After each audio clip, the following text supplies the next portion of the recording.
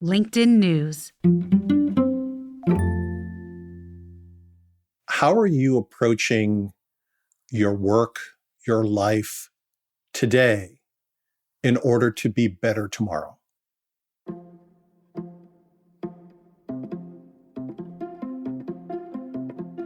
Hey everyone, from LinkedIn News, this is In the Arena, a podcast exploring human potential. I'm Leah Smart, and every week you'll find me right here in conversation with bright minds and brave hearts, learning how we can improve our lives and our world by transforming ourselves. Today, I'm talking to gaming legend, retired president and COO of Nintendo of America, Reggie Fils-Aimé, aka the Reginator. Post-retirement, Reggie decided to share the strategies, tools, and the wisdom of his success in a new book called Disrupting the Game, From the Bronx to the Top of Nintendo. Now, Reggie's story is not one of just random luck that led to unexpected successes and opportunities. He's someone who has truly taken his life and career into his own hands, and he's tough. I was inspired by his intentionality and his resilience because we all have a tendency to not show up and play the game of life fully. Sometimes it can feel easier to forfeit something than to stay in a little bit longer. So Reggie and I talked about his 5 life principles, which he originally shared in a commencement speech. With graduation season upon us, it's a time of endings, but also a time of new beginnings. And I think any of us can lean on these principles as we move into a new season of our lives. The first one, what happens to you is up to you. It's your journey that you need to take ownership for. It's not your advisors to figure out. It's not your parents to figure out. It's not your friends to figure out. What happens to you is up to you. That statement started with my own journey of figuring out where I was going to go to college and how I would pay for my college education. My parents emigrated to the United States from Haiti. In Haiti, they were college educated, arguably, part of the upper class of that country. Emigrating here to the US, they spoke no English. They took fairly menial jobs in order to scrape by. And growing up, first in the Bronx and then on Brentwood, Long Island, mine was a lower middle class type of upbringing. My parents had no financial means to help me with my college journey. So I had to figure it out. Fortunately for me, I performed well in school. Education has always been a passion for me. And I was able to navigate that journey. In the end, went to Cornell University, funded that education through scholarships and loans and work.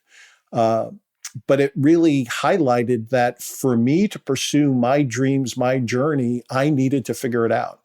And so that principle and encouraging others to look to themselves, to think through their own journey, to figure out what it is that they want to do and figure out how to achieve it is a critical life lesson.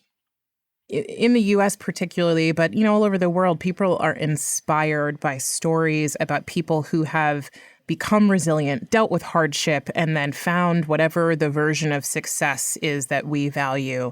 What do you think is the difference between you and someone who maybe thinks I have these dreams, but I can't do it? There's a fallacy that life is nothing but forward positive momentum, and it's not. And so having the resilience to regroup after a stumble and to progress forward is, I think, one of the most critical behaviors for someone who is going to achieve something significant in their life, their personal life, their professional life. And that's, I think, the dividing line between those who do and those who don't is that reservoir of resilience. I loved your story about the process around, choices of getting into college. I felt like that was a story that helped me kind of understand your thought process and your ability basically to find multiple avenues into what it is you wanted. And you shared that at an early age, you came up with this idea that you continued to use beyond getting into college into your career about what is my fundamental objective. Can you just talk a little bit about that? Sure.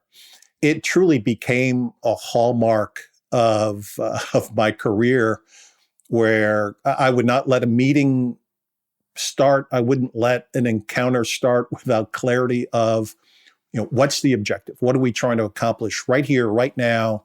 How do we make sure that we are being productive and going down the path of achieving whatever it is that we're trying to get done over the next hour or 45 minutes, what have you? But, in high school, my objective was to get into a great college or university that would start my journey. And I knew I had access to a variety of different scholarships, but I just needed to be really strategic. And so, the objective was clear, top tier education, and I set to work and I took that path. And, on one hand, it was highly analytical and it was, very well detailed in terms of thoroughness in every measure of how I would achieve this objective. But also there was a lot of gut instinct. And there was a gut instinct that said, if I could graduate from this top tier university, that it really would be a life defining moment and set me up for what I would want to do next. And so, that process and that approach really continues to be core to how I approach problems today. So at the beginning of your book, you talk about this story where you showed up to this event and you were supposed to speak at the event, but you got mistaken for the security guard. And it reminded me of this experience that Melody Hobson, who's a Black woman, she's a CEO of Ariel Investments, a venture capitalist, and she's also George Lucas's wife, shares, where she showed up to an event and was immediately mistaken for waitstaff. And so then you also share that when this happens, when we're different and it causes a reaction, we can't ignore it and we should lean into it. And you also say that we should not hide it or deny it or moderate ourselves, which I absolutely love. And so when I connect it back to your second principle, which is life is hard, so dig deep, I'm just curious what advice you would give to people who are different, who are noticed, around, showing up fully and being themselves and leaning into the things that people see and don't see that are different about them. I've always been the individual who would stand out in the crowd I was in. Mm-hmm. While I was at school in Brentwood, there were not many Black families in the area. So I stood out. During my time at P&G, I not only stood out as a minority, but as this very young, junior executive. Mm-hmm. So throughout my career, I have been the one to stand out. And my approach has been to, if you will, leverage my differences. I have unique points of view. I have life experiences that were always different from the people I was around. And so I saw it as my responsibility to leverage those in all the situations that I would be in. Now, let's be clear. I faced some tough situations. I had responsibility for a brand called Sundrop. It's a Mountain Dew competitor that Procter & Gamble owned in the late 1980s. And I had responsibility for this brand. And we had a sales person from Tennessee who, at this point, we were at a cocktail reception, probably had had too many cocktails, and decided to make a point of my race, probably my youth as well, and effectively made a statement that, I was not the leader of this brand and that he didn't care my titular role, that he was not going to, support what I wanted to get done. And he was a big man, and I'm tall. This person towered over me. I was going to say, you look pretty tall. But I turned to him and I just said, I am the brand manager for this business. That means I put forward the initiatives. I drive the agenda. And if that will not work for you, then you will need to leave this business. Now, mind you, I had no authority to fire him or move him off the business. I had none of that authority. But I was not going to stand by for this type of verbal assault. The next morning, he came to me and apologized, and his boss came to me and apologized. And in the end, we were able to work it all out. But I share the story now because, when any of us are in a situation that because of our differences, we're not being supported, we're being attacked, whatever the case may be, my counsel absolutely is you have to stand up. You have to push back. You can't ignore the situation and let it continue, because that's how bad cultural norms are developed and exist. You have to break it in the moment. We're going to a quick break. By now, I'm guessing it's pretty obvious to you how intentional and clear Reggie gets when it comes to planning the career he wants. But his call out on resilience and regrouping after a stumble as the most critical behavior for a successful life, both personally and professionally, is key. This is one of those things that's simple, but not easy. When we get back, Reggie's going to talk about a point that, as someone who likes to get what I want, I've only recently accepted, which is be open to alternatives.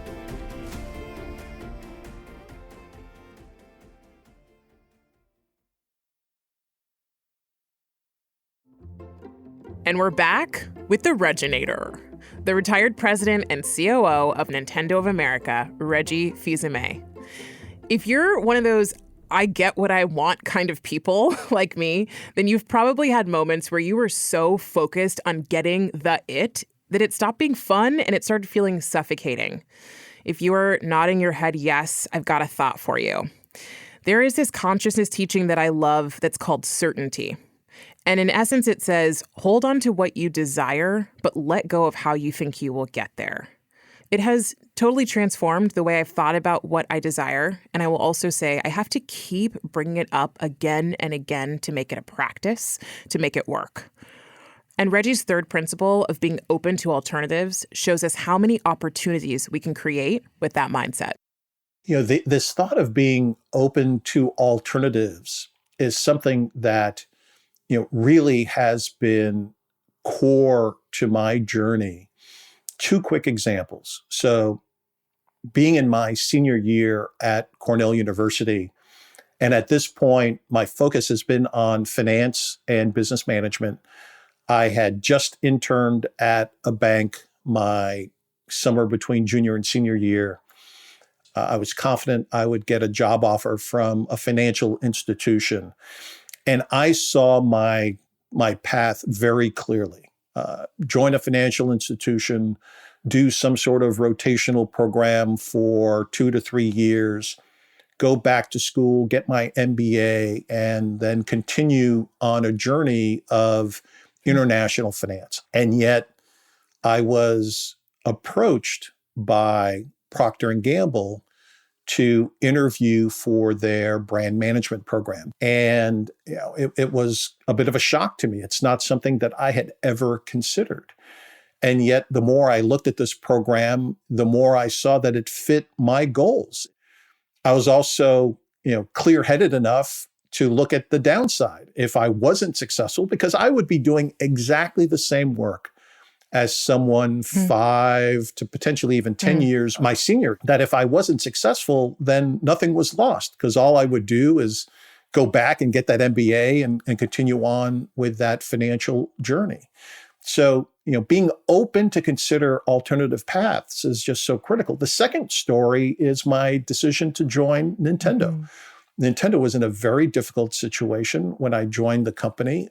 Many of my closest advisors counseled me not to take the role, but for me, it presented a very unique opportunity and something that I saw clearly in my head that I could excel at and that I could help the company change its current trajectory and be successful. You share these stories where you are trusting your gut, You know the direction you should go. And even stories where within that you overstep authority and something perhaps negative happens, but you still learn a lesson. And I'm curious how you looking back, would advise people to discern, trusting their gut when you have a great idea or something is going to turn out a certain way, and how to work around, some of the hierarchical or authority, experiences that you've had where you experience some backlash. Any executive needs to be pushing forward ideas and initiatives that they passionately believe in and can see succeeding in the marketplace to propel the business forward. That's how businesses grow. That's how organizations mature into the future. So constantly searching for and pushing forward these ideas is the role. The key part is figuring out, how do I get people to say yes? Or when you are the ultimate decision maker, how do you decide if the idea is the right idea or needs further refinement and further shaping? That is something that you learn and build your own skill base over time. During the later stages of my time at Procter & Gamble, I broke a cardinal sin at P&G, and that is I overspent my budget. But I was on a business that was stagnating.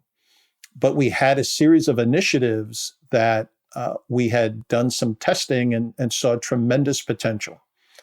And I authorized the start of these initiatives in a quarter prior to their being fully funded. What I should have done was to properly propose the initiative and get my organization to support it. But I was, on one hand, so convinced, maybe a bit naive, that I authorized it on my own behalf. And it was a mess, but it worked. And so what I took away from the experience was, you need to understand the culture you're in. And even when you've got this tremendous passion and this tremendous confidence in an idea, you have to sell it consistent with the culture that exists. And that if you don't, even if the idea works, there still are negative ramifications. And how do you apply what you learned to life outside of work? So at P&G, you're taught to think in threes. 3 reasons to move forward with a proposal, 3 key insights from a piece of research.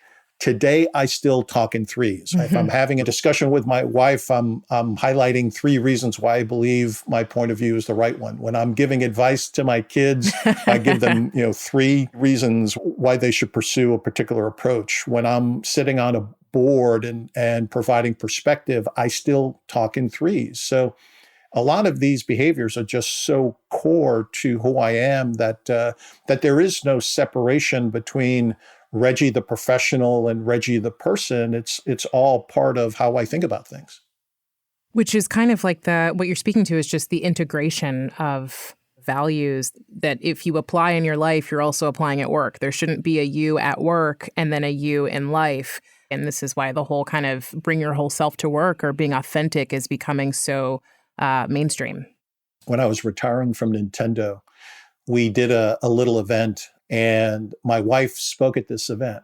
And she said, the Reggie you see at work is the same Reggie that I see at home. He's the same Reggie when he's out, in the community doing work. He's the same Reggie as he's meeting with fans. It is all the same person. And I think that insight is just so critical for leaders on their own journey. I don't believe you can segment your personality or your life. You need to be one whole, consistent person. It's why, as I wrote the book, after every story I tell, I include this concept of the so what, as in, what's the point of this story? Mm-hmm. What is it that potentially the reader or the listener to the audiobook can take away and apply to their own journey? But showing up as yourself everywhere can be tough when you're afraid. And how many times have we heard someone say, just push past your fear and be brave?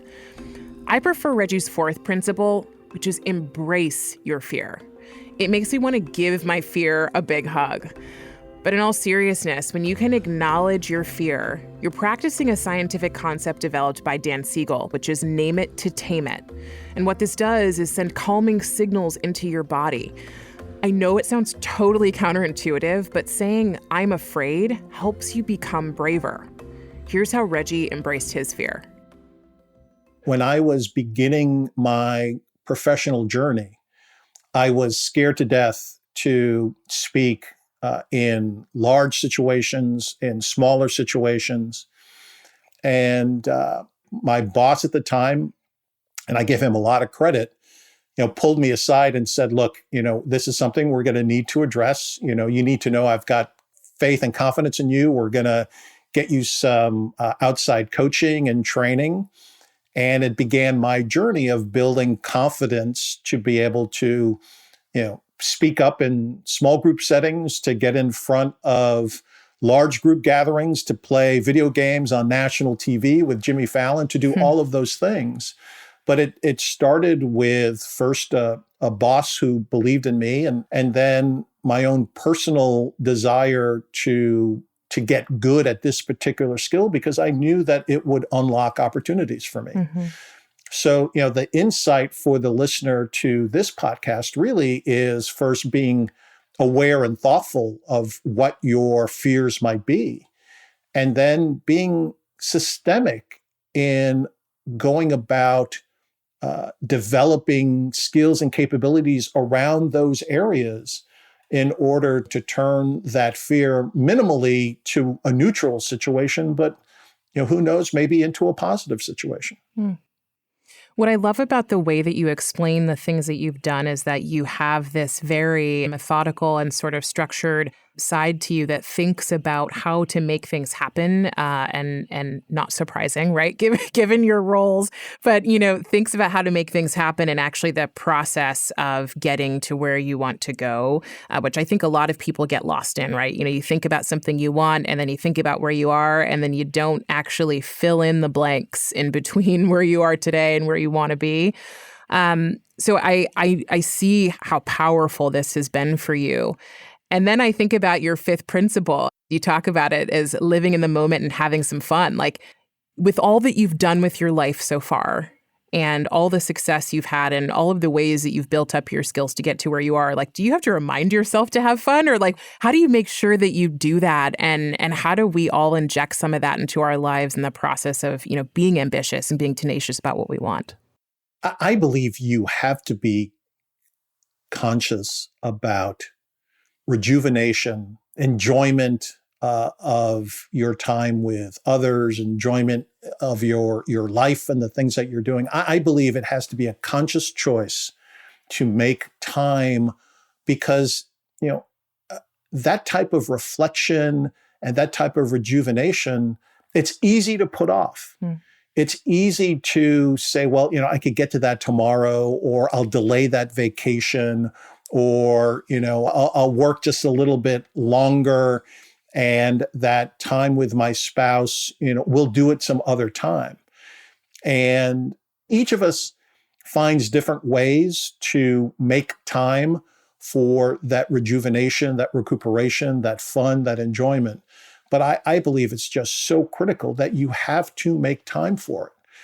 The way I found work-life balance is not necessarily what's going to be best for you. But what I can tell you is that I found it. I found ways to have time for friends, for family, for loved ones, to take vacations, to have passions like scuba diving. And, you have to make time for these, and you need to find your own way to make that time, but you have to do it. You can't put it off. All right, Reggie, I'm going to have you answer these 3 statements. The first one is better humans are. Better humans are thoughtful around their impact on others. Better work is meaningful to all of the constituents. the employees, the consumers, the investors, all of the constituents. And a better world has? A better world has individuals that really think about their impact today and in the future. Awesome. Thank you so much for joining me. Absolutely. Thanks for having me. That was Reggie Fils-Aimé, author of Disrupting the Game. Before we go, let's track back to his 5 life principles. What happens to you is up to you. Life is hard, so dig deep. Be open to alternatives. Embrace your fear. And live in the moment while having some fun along the way. I say pick one that feels like it would help you right now and try it out today. Do something uncomfortable. You never know how it'll help you grow. If today's episode resonated with you, leave us a rating before you go. And even more helpful, write a quick review. It helps other listeners like you find this show and grow with our community. And you can always find me on LinkedIn, writing about human potential. Would love to hear from you, so send me a message. In the Arena is a production of LinkedIn News. The show is produced by Michelle O'Brien. Joe DeGiorgi mixed our show. Florencia Iriando is head of original audio and video. Dave Pond is head of news production. Dan Roth is the editor-in-chief of LinkedIn. And I'm Leah Smart. Thanks so much for coming on the journey with me, and I'll see you next week.